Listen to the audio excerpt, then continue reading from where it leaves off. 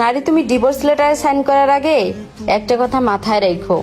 তুমি মনে করতেছো এই স্বামীকে ডিভোর্স দিলে বেটার স্বামী পাইবা?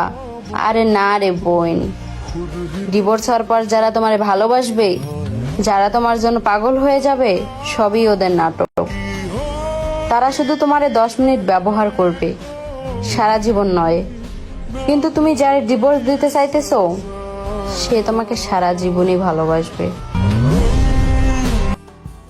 আমার নিজস্ব কোনো দুঃখ নেই, যা আছে আপন মানুষদের খুশি হয়ে দেওয়া উপহার।